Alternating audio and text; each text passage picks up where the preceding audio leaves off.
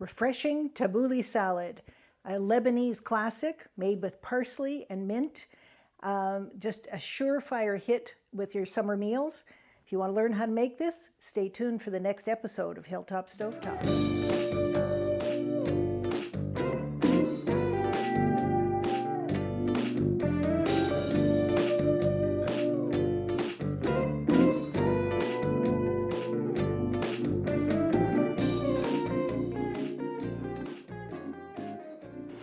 Hello and welcome back to Hilltop Stovetop, the show where we're teaching you how to make great meals in an ordinary kitchen.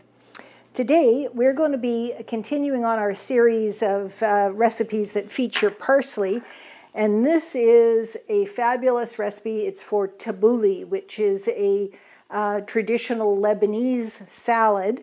It goes very, very well with a lot of spicy foods, and as we know, one of the features of parsley is that it does help to clear your palate. So I'm just going to just clear the water off of that too. So it freshens your breath and clears your palate. So this salad, pretty easy to make. All we're going to do is we're going to take a whole thing of parsley, a whole bunch of parsley. I'm going to just cut the ends off because they're kind of brown and wrinkly. And we're not going to use the stems, but I am going to save them for as a flavoring in some soup that I'm going to make. So we're just going to take this whole bunch, and I've washed it, but I didn't bother taking it apart because it's easier to cut this way. And the batch that I'm making, I'm just making about half of a batch because it, just me eating this. And we're going to chop this. It's amazing when you get a whole bunch of parsley like that, how wonderful it smells when you chop it. All right, so we'll just pop that in the bowl. And the next thing is going to be our onions. And just finely chop those up. If you had shallots, you could use those as well.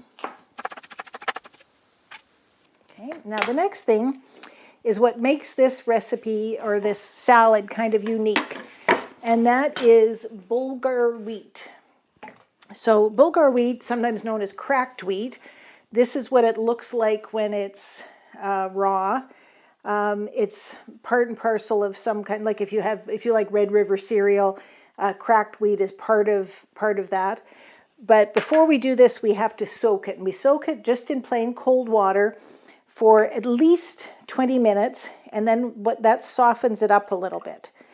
And it could be a little longer than 20 minutes, but 20 minutes is enough. Now, what we're going to do is we're just going to reach in and squeeze this out with our hands.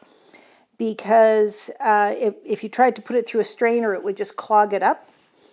So we're just going to squeeze the excess water out and pop it into our salad. Now this was just 1/4 of a cup when I put it in there, but the water has expanded it quite a bit. Then we're going to add in some olive oil, equal parts of olive oil and lemon juice. And then we want to add in some salt.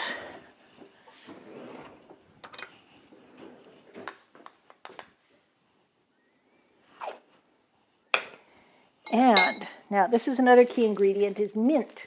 Now if you've got fresh mint, absolutely that's the best. I normally have fresh mint in my garden, but it's a little early in the season and my mint is only about that big. So what I'm going to use instead is I've got dried mint. Because there's a lot of moisture in here, particularly from the wheat, dried mint will work just fine. So I'm going to add in about 1/4 of a cup of that.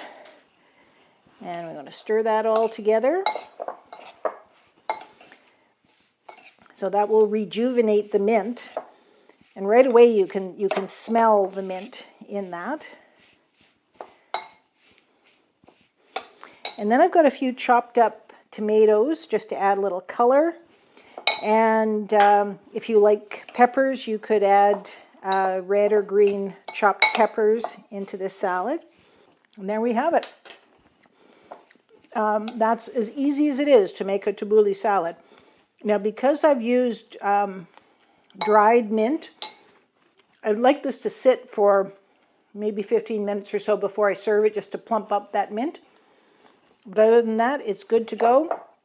Beautiful, bright, green, fresh salad, particularly good with spicy food. This is really nice on hot dogs and stuff like that. You'd be amazed.